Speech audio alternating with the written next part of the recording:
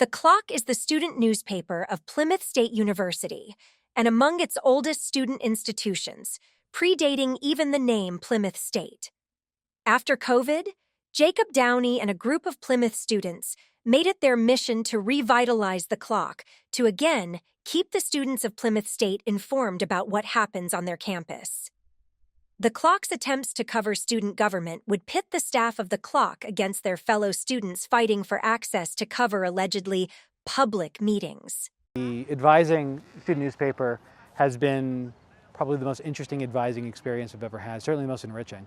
And as someone who believes very strongly in the First Amendment, believes strongly in, protecting freedoms and getting students to think about that kind of stuff deeply and critically, it's been a wonderful experience to see them put those sort of principles into practice. I have to say I'm really proud of the Clock and its editors and writers for stepping into some difficult situations and trying to stand up for what they thought was right in terms of journalism, freedom of information, and all that goes along with being a good paper. At the beginning of my senior year, we decided to start covering the student government meeting. The first meeting we went to, the second they started voting on anything, they kicked us all out of the room. They were looking for ways to get us out. They were looking for ways to call a closed meeting. They were looking for ways to get us to stop recording, to take us out of the room when they needed to vote, when they needed to make the individual decisions. The Student Senate spends our money on clubs and organizations.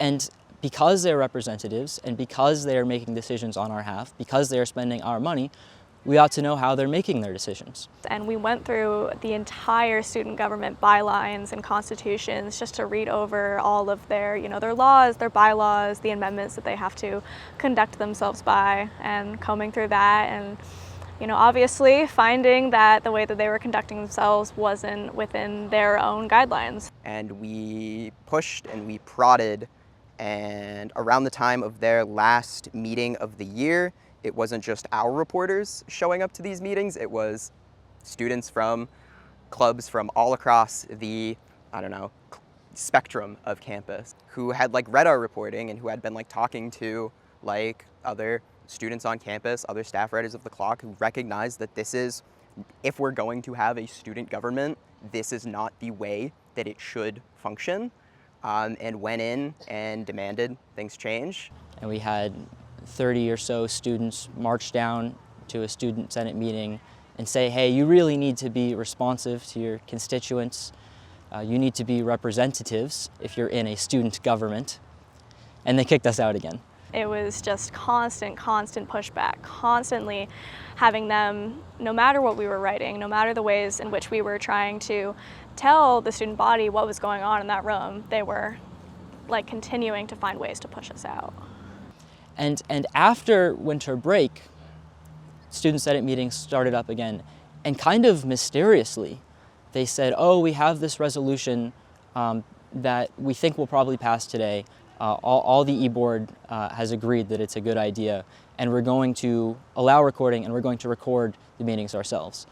So even leaving aside whether a student org like the SGA has to follow rules about right-to-know laws in the state, they should, as setting an example of what governance is in an educational institution.